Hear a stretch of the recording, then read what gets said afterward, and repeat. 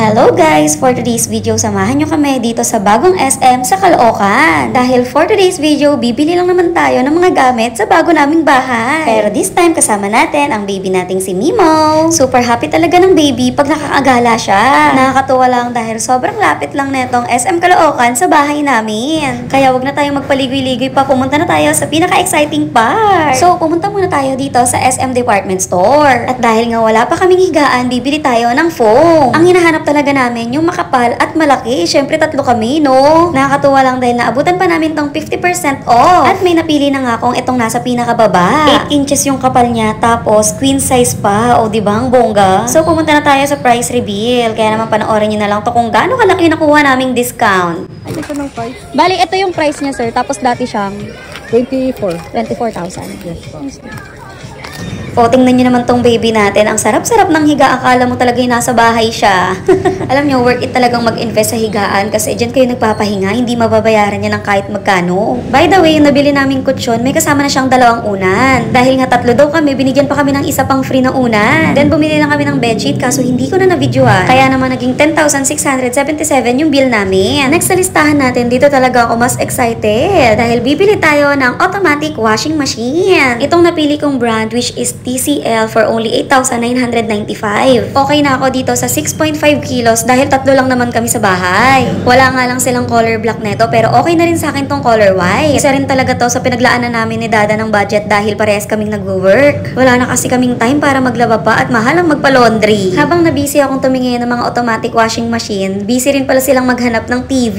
Dahil gusto rin ni Dadang magkaroon ng TV sa bahay namin dahil ang hilig talagang manood ni Mimo. May napili na daw si Dada which is TCL na brand. Maganda rin tong napili ni Dada dahil Google TV na to. So, 55-inch naman yung laki niya for only 21,995. Compare sa ibang brand, mas mura na to. Sobrang sarap nga mag-ikot-ikot pa dito dahil ang dami mo talagang pwedeng mabili. I-share ko lang din tong nakita kong TV na napakalaki. Tingnan nyo naman yan. Para anong may sinihan. At napakamura lang neto guys. 254,995 lang naman. O, diba? Diyos ko, kaya naman sabi ko kay Dada talagang kargahin niya si Mimo. Baka maitumba to ni Mimo. Tumingin din kami para magka-idea kami kung magkano yung mga speakers dito.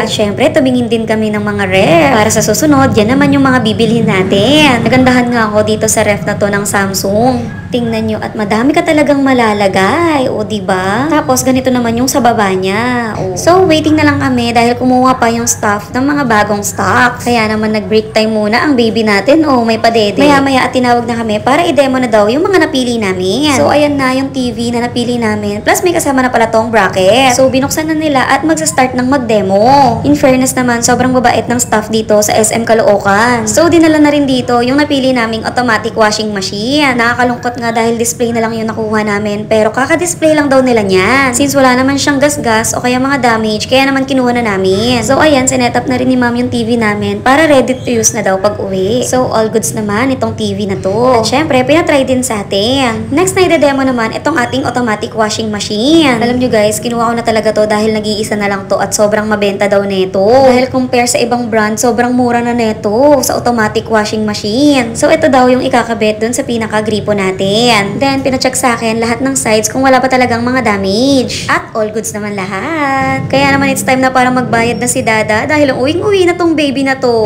Kaya naman it's time na para umuwi. Thank you pala sa lahat ng nag-assist sa amin dito sa SM Caloocan. So, kinuha na rin namin dito sa baba yung binili naming foam. Plus, ito yung free na mga unan. Nakakatuwa lang dahil super bait talaga ng mga staff dito at super assist. Salamat sa Dada namin sa pagbili ng mga gamit. So, dumiretso agad kami dito sa bago naming lilipatan. First time ngang makarating dito ni Mimo. Tuwang-tuwa siya. So, pinalagay ko na dito kay Dada yung mga pinamili namin. Tingnan nyo naman kung gaano kakulit yung anak ko. Pumasok na dun sa loob. At syempre, pinasok niya na rin tong TV. Para sa paglipat namin, mga damit na lang yung mga dadalhin namin. Nandito na rin yung mga una naming pinamili. Panoorin nyo na lang sa isa kong vlog. At ang pinakalas, itong automatic washing machine.